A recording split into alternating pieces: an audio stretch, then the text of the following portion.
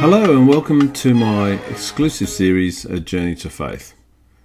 This is Lesson 11, Jacob's son Judah sells Joseph into slavery. We've been following the genealogy of Jesus, which you can find in the book of Matthew in the New Testament in chapter 1 verses 1 to 17. We've been travelling on this journey from the time of Abraham when he was called out from Ur, and we have passed through the descendants until the time of Jacob. So before we go any further and we start to have a look at what happens with Jacob's fourth son Judah and his 11th son Joseph, I'm just going to take a moment to recap and have a look at the genealogical path that takes us on this journey to faith, which is so important to understand in order for us to get our head around the Bible and the various names, the generations, and the situations that arise, and God's hand that's on these situations and his purpose for what happens to each of the descendants. So I'm just going to take you through first to recap by having a look at some genealogy.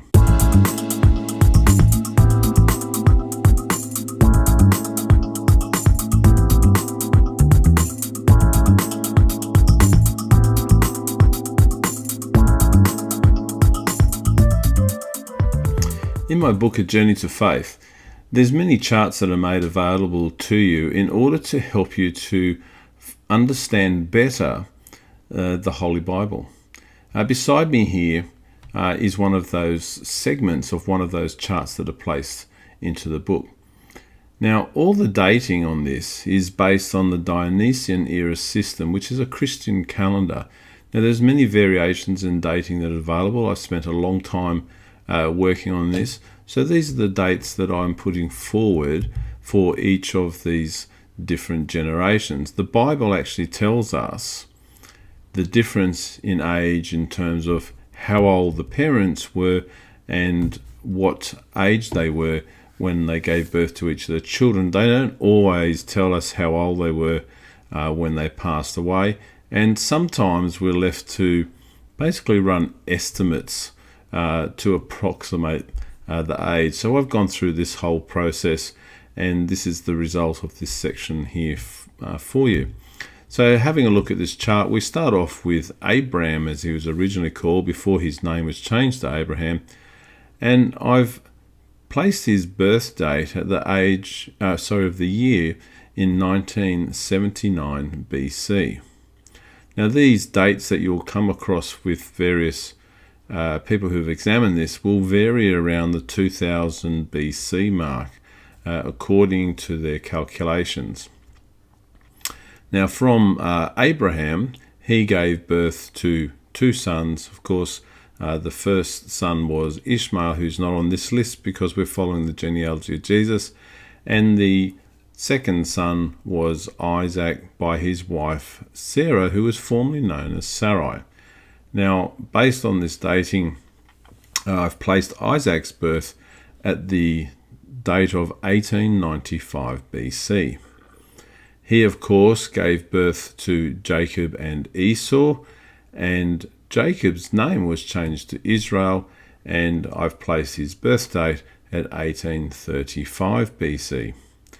Because we're following the genealogy of Jesus, the next person placed on that genealogy is in fact Judah. Now, Judah's the fourth son of Jacob, not the first son of Jacob, and it's from his descendants that the line of David, the line of kings, will come all the way through to the time of Jesus Christ. So we're already seeing here that Abraham gave birth to two sons, and by the inheritance laws, it should have gone to Ishmael. But of course, God's covenant with Abraham was for him to have a child through Sarah, which of course was Isaac. So it's in fact the second son of Abraham who receives the inheritance.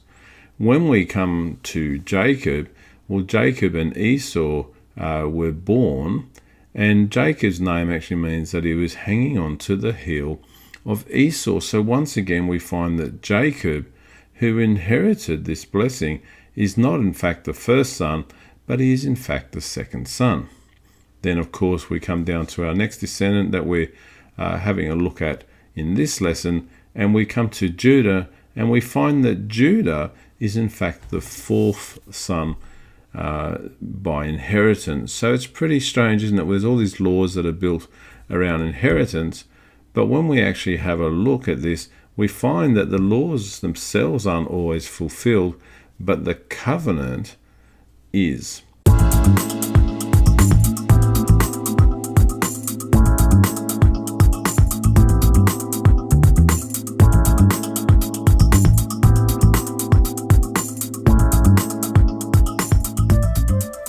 Well, here we are at the next genealogy chart, and it's based on that outline, excepting the difference with this genealogy chart is I don't just put in the descendants according to the genealogy of Jesus, but in fact we put in all of the descendants according to the Holy Bible. So looking at the top there, we start off with Terah, who was the father of Abraham. And when Abraham was called out, he was still known as Abram at that time. Now, Abram had two brothers. There was Haran and Nahor. So Terah, as a father, had three sons. If you follow the generations there, if we start off on the Nahor, there on the left, we see that he actually has a number of sons there. And when we get all the way down to Bethuel, we find that he has a son called Laban. So we'll come back to that in a moment. He also has a daughter called Rebekah who marries Isaac. So again, we'll come back to that in a moment. Now going across to the next son, to Haran. Haran, it was his son who was Lot, who went with Abraham and Sarai when they left to travel up to Haran with their father Terah. When they left Terah in the town that became known as Haran, it was in fact Lot that left again with Abraham and Sarai at that point in time. Haran also had a daughter called Milcah, and Milcah married Nahor. So you can see there's a lot of close intergenerational family members who are intermarrying between each of the descendants of these families. Okay, so moving across to Abram, Abram's journey, we saw him, he was married to Sarai, and she was unable to bear any children, so she offered the Egyptian slave Hagar as a concubine, and she then gave birth to a son whose name was Ishmael.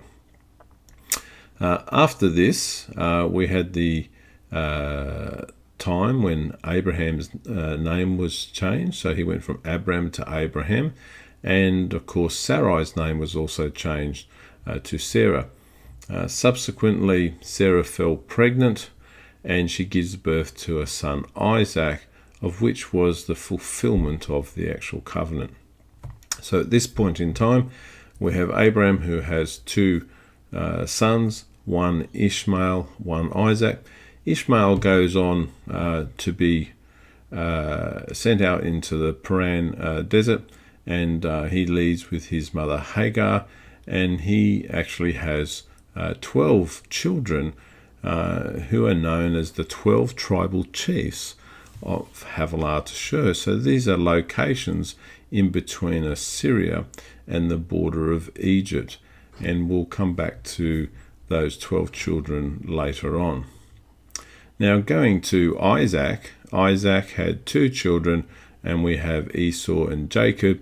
Esau, of course, was the first son, and Jacob was the second. Now the journeys of both of those men happen with two stories running side by side. Esau's story ends up becoming involved that he marries Mahalath, who's actually a daughter of Ishmael later on. So there's some issues there as a result of him intermarrying with people whom his parents weren't happy with. Jacob, when he comes back from the northern Mesopotamia, he struggles with God and he has his name changed to Israel. But before that happened, the story tells us that Rebekah, who was married to Isaac, manipulated and helped Jacob to take the blessing from Esau, from his father Isaac, before he passed away. Of course, this caused great hatred from Esau, who had already given up his birthright over a bowl of stew foolishly to Jacob. The consequence of this actions, however, was that Jacob's life was under threat. So Rebekah speaks to Isaac and tells him that she doesn't want Jacob intermarrying with people from other, religious backgrounds, or intermarrying with people from other tribes of people. And Isaac agrees. So he gets sent away to Laban, who lives in northern Mesopotamia. So we can see here all these interconnections. So Laban is actually the brother of Rebekah. So Jacob heads up to his uncle, and he finds himself in a situation where he meets Rachel, who's the younger daughter of Laban, and he falls in love with her. So he asks for her hand in marriage. Laban agrees to this, but he says that he must work for 7 years for him first. So diligently Jacob does this. When the timer comes where he demands basically to have the hand of Rachel in marriage, Laban agrees. The wedding occurs, and that night what happens is that he finds himself being cheated because Leah is substituted for Rachel in the tent, and in fact Jacob sleeps with Leah. The consequence of this, apart from his anger, was that Laban said that the reason he did this was simply because it was not custom that the oldest daughter be married after be married after the youngest daughter. So poor old Jacob finds himself in this situation. So he makes yet another agreement that if he works for another 7 years for Laban, that in fact he would have the hand of Rachel in marriage. So he goes forward here. So there's 14 years now where he's stuck with Laban, with his desire to marry Rachel. Now, he ends up being there for 20 years in total. So when we look at the actions of his mother, Rebekah, and Jacob together, where they basically cheated Esau out of his blessing from Isaac, we find that there was actually a consequence for this. So we often read the Bible and we can ask those questions and say, well, why did they get away with that? Shouldn't he be punished? Well, I think that he's been punished. 20 years he got stuck with Laban. He ended up marrying Leah, whom he didn't love, and he ended up there for 20 years, in fact, where he probably thought he would disappear for a short period of time and come back once Esau had cooled off. Now, the consequences of this is that Leah and Rachel both became his wives, and as a result of that, there is now the children that will be coming from those. So I'm going to move across to the next section of this genealogy chart. So here we are. We've explained the generations that came before the 12 children who would inevitably become known as the 12 tribes of Israel. As I mentioned before, Ishmael also has 12 children, so we find that there's actually 12 tribes come from Ishmael, but there's also 12 tribes that don't actually come from Isaac, but in fact come from his son Jacob. So we end up with this balance of these two genealogical pathways that have come from Abraham, where there is a number of 12 children being born.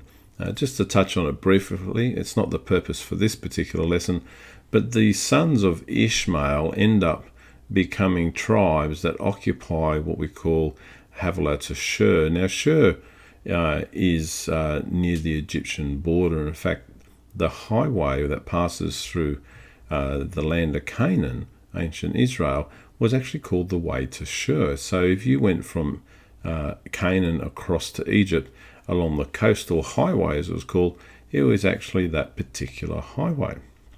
So when Ishmael's children were born, we find that the first children through to the last children, they actually basically spread out further and further. So because he was banished to the desert of Paran with his mother Haggai, we find that when their children were actually given birth to, that they would move further away, obviously for the purposes, I guess, of grazing and their families as they grew. Now, Nebaioth became the forerunner to the Nabateans. The Nabateans occupied what we know as Petra in Jordan to this day. Kedar, the second son, they became the Kedarites. They, in fact, occupied most of the land between the Jordan River and the Euphrates River, so what's known as the Syrian Arabian desert there. So they became quite a massive tribe, but they initially started off a little bit further out than Nebaioth. And then each of the other descendants there, if we have a look at those, we actually find that they actually spread out into various different places, and these places are still there to this day, so they can actually be followed where they move through to.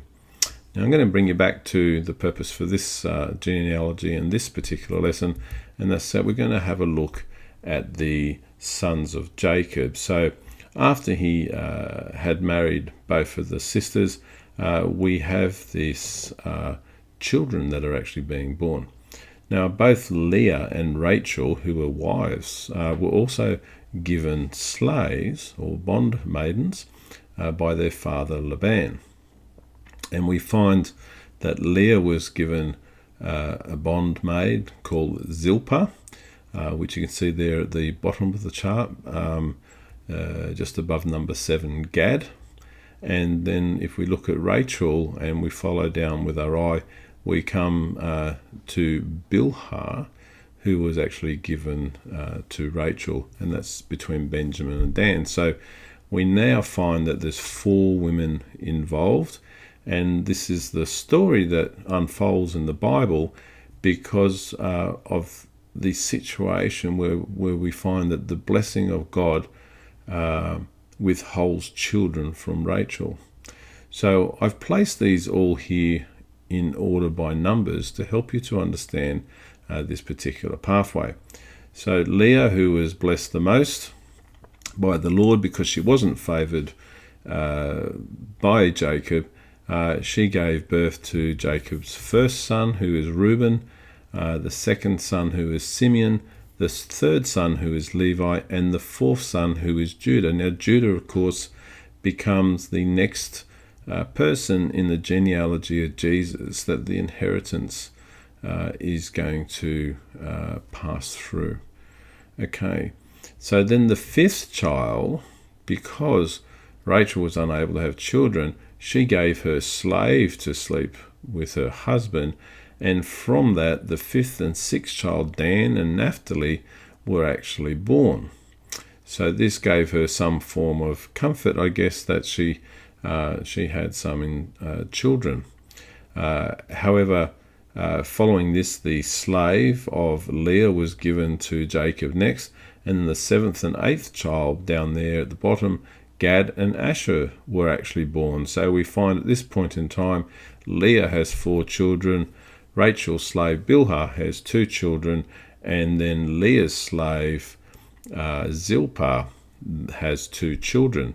So where to next from here? Well, Leah continues to have more children, where Rachel still doesn't personally. So she then has the 9th child, which is Issachar, and the 10th child, which is Zebulun, and in fact she has a daughter called Dinah or Dinah, depending on your pronunciation. So we see this large quantity of children from Leah, but at this point in time, Rachel still doesn't have any children of her own. So she gets very upset, and this is part of the story which we're going to have a look into in this lesson. But the outcome of it, genealogically, as I'm explaining at the moment, is that she gives birth to Joseph, and Joseph, being the son of Rachel, is most loved by Jacob, because Rachel, of course, is the woman that he loves the most. Rachel would then go on to fall pregnant again, and this pregnancy that she carried occurred when they actually left Laban and left northern Mesopotamia and headed back to the land of Canaan, where they were from. When they're in the land of Canaan, in fact, Rachel dies, and she dies not far from Bethlehem. You can go to this place today.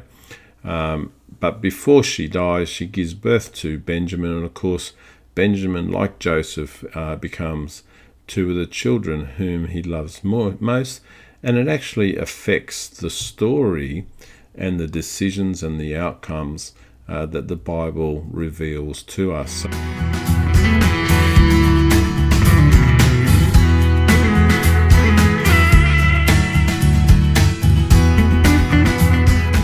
As we've just been talking about with the genealogy, Judah is the fourth son that was born in succession by Leah. At this particular point in time, Leah's sister Rachel became extremely jealous, and she tells Jacob in Genesis chapter 30 verse 1, "Give me children or I'll die." From all that transpires, Jacob understands that now that he is definitely not in control, and he answers her with anger. And in Genesis chapter 30 verse 2 he says, "Am I in the place of God who has kept you from having children?" So you can just imagine the turmoil that was going on. Rachel was getting very upset as she was watching her sister giving birth to the other children. Now, from northern Mesopotamia, when they went back to the land of Canaan, Jacob finally went back to the home of his father Isaac, which is at Mamre, which is near Kiriath Arba, which is today's Hebron, and he lived in the land where his father had stayed. And this is where the Bible turns to the story of Jacob's son Joseph. So he was young at this time, and this story turns to him when he was 17 years old. He was tending his father's flocks with his brothers, and remember that Joseph is the 11th son, and so that means he's considerably younger than most of the other boys. The other boys now are, in fact, men, and so there's a significant difference in their capacity and their maturity as men, and this causes a lot of friction. Being born in his father's old age, so Jacob was getting on now, he was loved more than his brothers.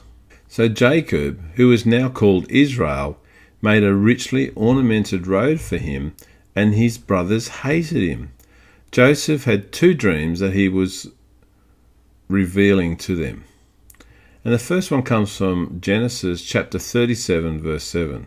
And he said, "We were binding sheaves of grain out in the field when suddenly my sheaf rose and stood up straight, while your sheaves gathered around mine and bowed down to it." You can imagine, this dream caused even more hatred from his brothers. And they asked him in verse 8, "Do you intend to reign over us?" In his second dream, he recounted how he saw the sun, the moon, and 11 stars bow down to him also. And he also told this dream to his father, who scolded him in verse 10, saying, "Will your mother and I and your brothers actually come and bow down to the ground before you?" But his father kept it in mind. His brothers, however, were very jealous of him. So you can see this sets the scene. We've got these 12 brothers, but we've got all of them, apart from Benjamin, who's younger than Joseph, they're all together. And here's young Joseph, who is resented by the others because their father Jacob preferred them. So Judah and his brothers, with the exception of Joseph and Benjamin, they left Mamre and they drove their father's flocks northwards. So we have a look at this map that I've produced here. You can see the journey that was actually taken by Judah and his brothers. As I said, he left with the exception of Joseph and Benjamin, and they left Mamre where they were down at Hebron, and they drove their father's flocks northwards. So they followed this highway that I mentioned called the way to Shur, which went up through the ancient land of Canaan.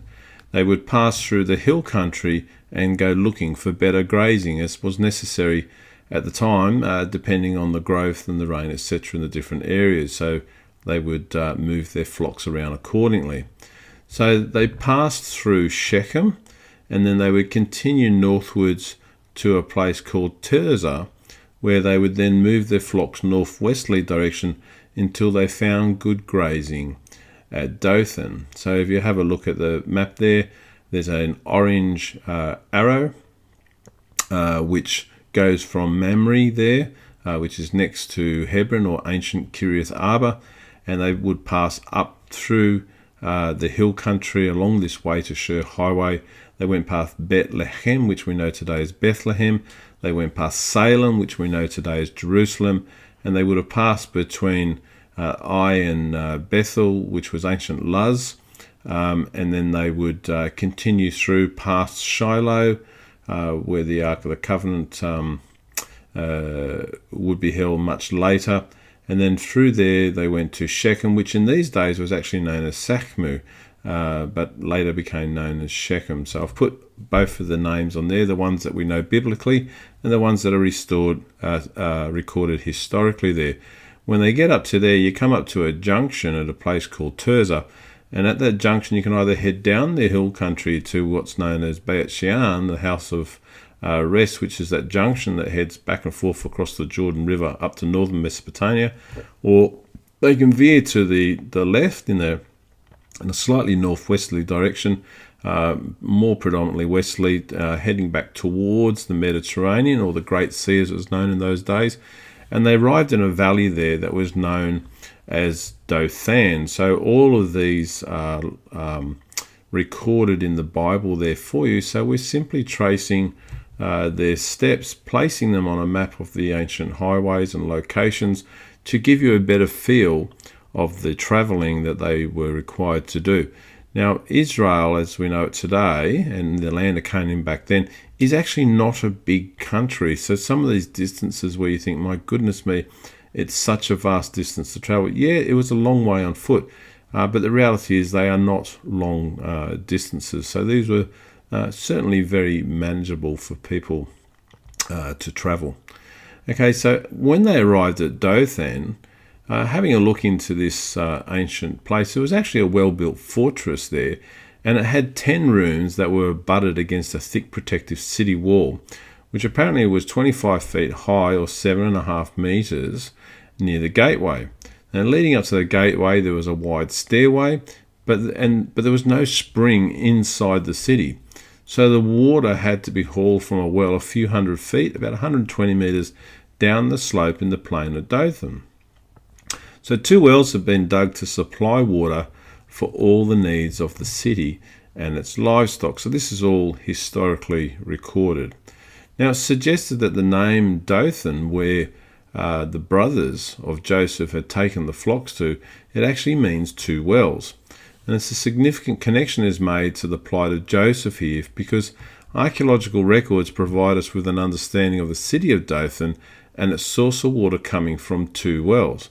So being inhabited when Joseph and his brothers were there indicates that since he is cast into a dry well or a cistern, then the other must contain water for use. So again, we can connect the geology and the geography of the land with the history and the archaeological records and the biblical record, and we can paint a much better picture of what happened. So what we're actually being told is that because there was 2 wells there, the wells are like cisterns, so they're like big holes. So we could see that Joseph was placed into one of these things. So the historical record and the archaeological record tells us there was in fact cisterns there for Joseph to be placed into. Now, Judah's journey with his brothers would have been arduous and slow.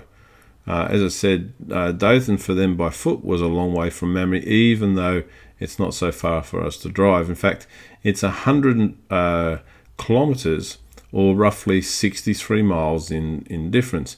And their movement was limited by the flocks they drove. So when they arrived, they did not stay in the city because of this reason, because they had their flocks.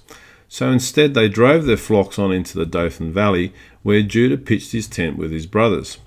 This was a valley that had plentiful grazing and seasonal rains, which would have caused water to flow down to the plain of Sharon and into the Great Sea, or the Mediterranean Sea as we know it today. Now Jacob called his son Joseph to him, and he said, because of course he hadn't gone with him, Jacob had held his two youngest sons back.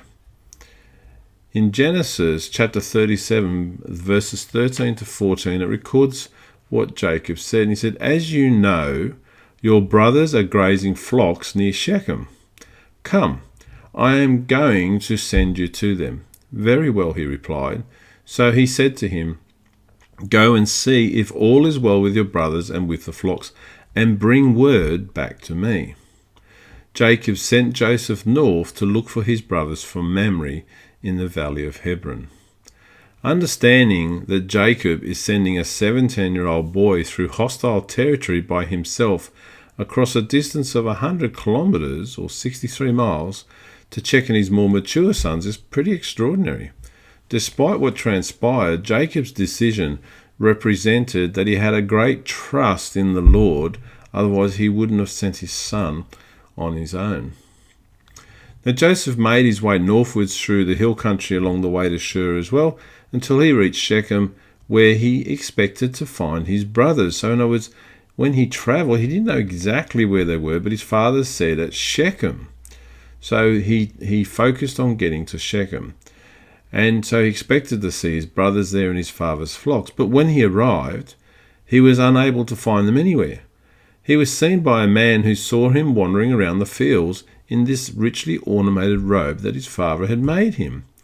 So in verses 15 to 17 of Genesis chapter 37, it says that the man asked Joseph, "What are you looking for?" He replied, "I'm looking for my brothers. Can you tell me where they are grazing their flocks?" "They have moved on from here," the man answered. "I heard them say, 'Let's go to Dothan.'" So Joseph thanked the man and went further north to Dothan.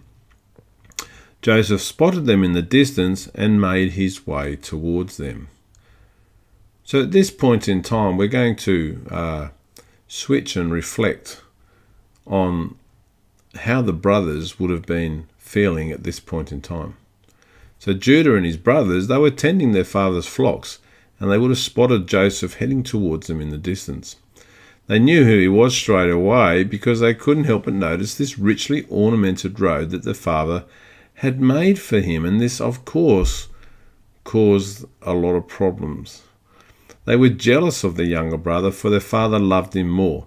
He even revealed a dream to them, which they understood, meant that he would rule over them one day. They hated him, and before he reached them, they saw an opportunity. They were a long way from home and the watchful eyes of their father, so they plotted to kill him. And in verses 19 to 20 of Genesis chapter 37, it says, "Here comes that dreamer. Come now, let's kill him and throw him into one of those cisterns and say that a ferocious animal devoured him.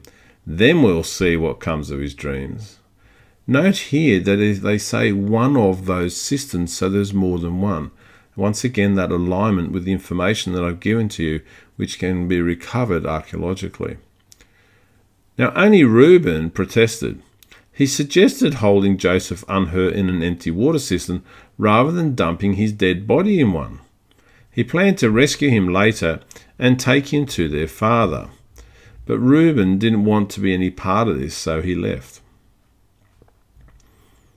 When Joseph arrived, Judah and his brothers stripped the robe from him that they hated so much. So once again, Take note that Reuben actually left. He went elsewhere because he didn't want to be part of this. So Joseph is confronted by 10 of his brothers now. I should say 9 of his brothers now. They had listened to Reuben. They did not kill him, but threw him into an empty cistern.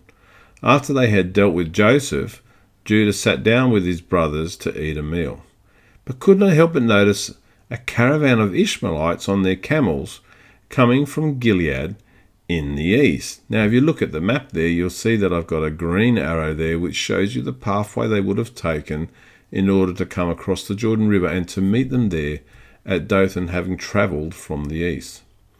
Looking up, they noticed the camels were heavy laden with spices, balm, and myrrh. These traders were heading west to the coast of the Great Sea, or the Mediterranean, to follow it southwards down to Egypt. After Judah's older brother, Reuben, had insisted, "Let's not take his life, don't shed any blood," he said to his brothers in verse 26 to 27 of Genesis chapter 37, "What will we gain if we kill our brother and cover up his blood? Come, let's sell him to the Ishmaelites and not lay our hands on him. After all, he is our brother, our own flesh and blood." This did not sit well with his conscience, nor with his brothers. The Ishmaelite traders were merchants from Midian. When they came by, the brothers pulled Joseph up out of the cistern and sold him for a mere 20 shekels of silver. Judah just stood by and watched as his little brother Joseph looked at him and his brothers in despair. Bound and taken away to Egypt, Judah believed he would never see him again. But later, when Reuben returned and looked down into the cistern to see that Joseph was no longer there, he began to fear and worry, as Reuben said to him in verse 30, "The boy isn't there. Where can I turn to now?" So they made a decision to cover their sin. They took Joseph's unique robe, which had been taken off him, and after slaughtering a goat, they dipped it in the animal's blood. Satisfied they had done what was necessary, they drove their father's flocks all the way back home down the way to Shur. And as they headed southwards through the hill country, the mood, of course, was very sombre, because they were about to return to their father's camp at Mamre. On their arrival, retrieving Joseph's bloodstained ornamented robe from one of their saddlebags, the brothers went together to see their father. After exchanging their greetings with downcast eyes, they gave the robe to their father and said, "We found this. Examine it to see whether it is your son's robe." This is written in Genesis chapter 37, verse 32. Jacob, of course, recognized it straight away, for there was none other like it. He said in verse 33, "It's my son's robe. Some ferocious animal has devoured him. Joseph has surely been torn to pieces." Jacob tore his own clothes and put on sackcloth. He mourned for many days, refusing all of his sons' and daughters' attempts to comfort him. He wept and he wept. Meanwhile, in Egypt, the Midianites, they sold Joseph to Potiphar, the captain of the king's palace guard. So this brings us to the end of this lesson, this journey. I pray that this explanation and recapping of the journey and the genealogy in association with the genealogy of Jesus from the book of Matthew helps you to gain a deeper understanding of what's going on, and by being able to see it enacted in the land, by following the maps and seeing how it all comes together, it truly brings life to the story of the Bible. Archaeologically, being able to explain that at Dothan there was in fact 2 cisterns, and the water was in fact outside of the city walls where they would have been grazing their animals, just lets us know that this in fact is quite realistic in that it can happen exactly in that location, because it bores out exactly what the Bible says. So this is something that I dearly love, being able to bring proof to the truth of the Bible for those who may doubt it. There is always evidence which confirms the truth of the Bible. Well, thank you so much for joining me on this journey to faith.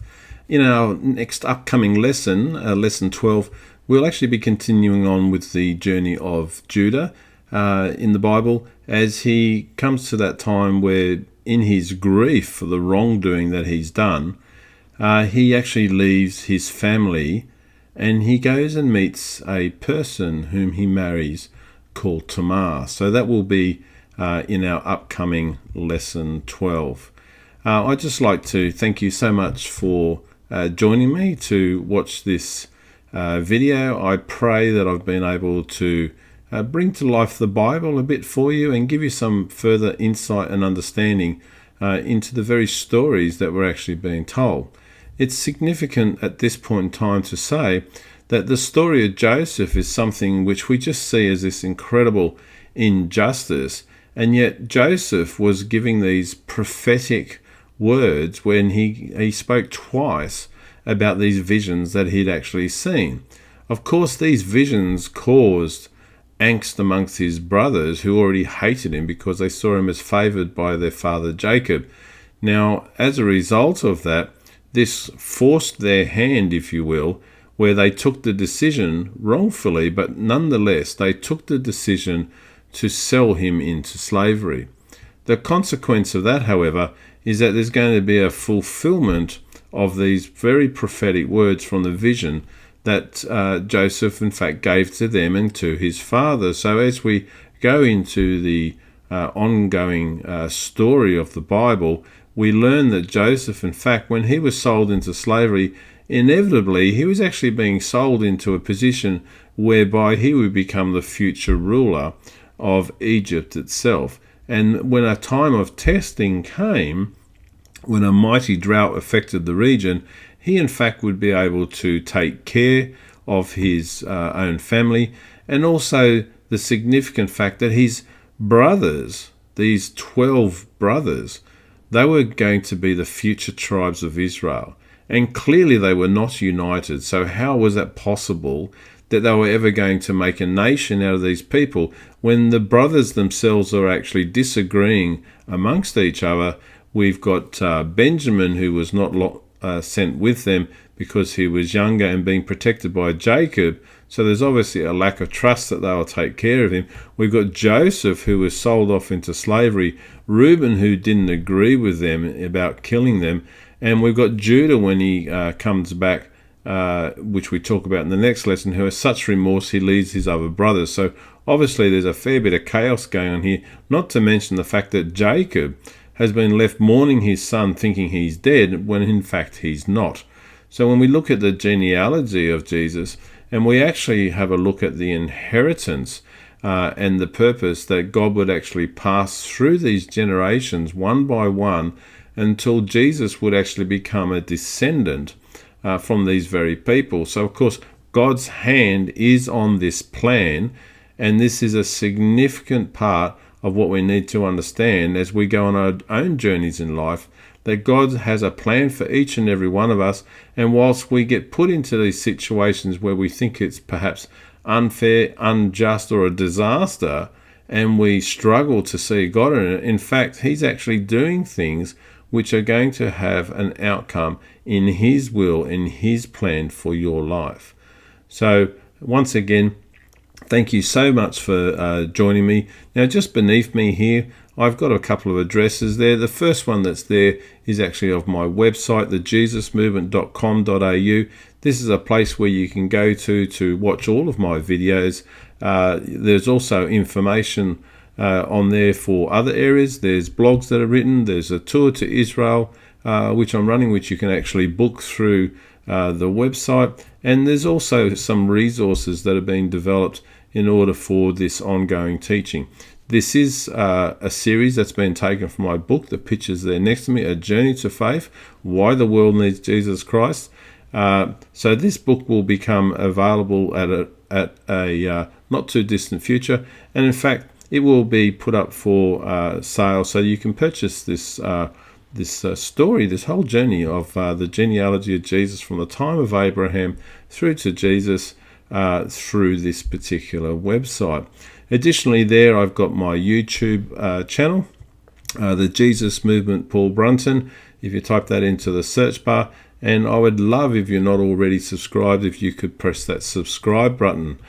Subscribing will open the door for you to be able to watch all of my videos, which are constantly being produced.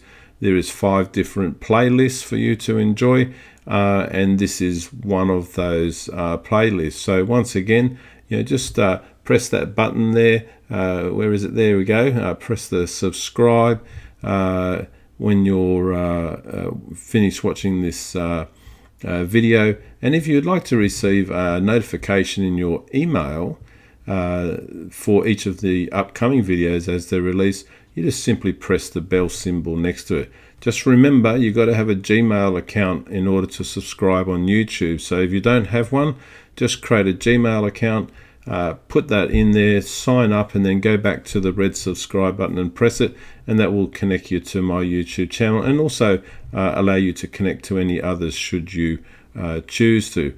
And last but not least, I also have a Facebook page. The address for that is at the symbol A with the circle around it, the Jesus Movement 2000. This is a place where you can go to join many other people to receive the posts that I'll be constantly placing up, video trailers for these videos, links for these videos, and much more. So there's lots of posts which are placed up with teaching about the Lord, about the Word of God, and also about Israel. Also any releases that we have and information associated with the ministry.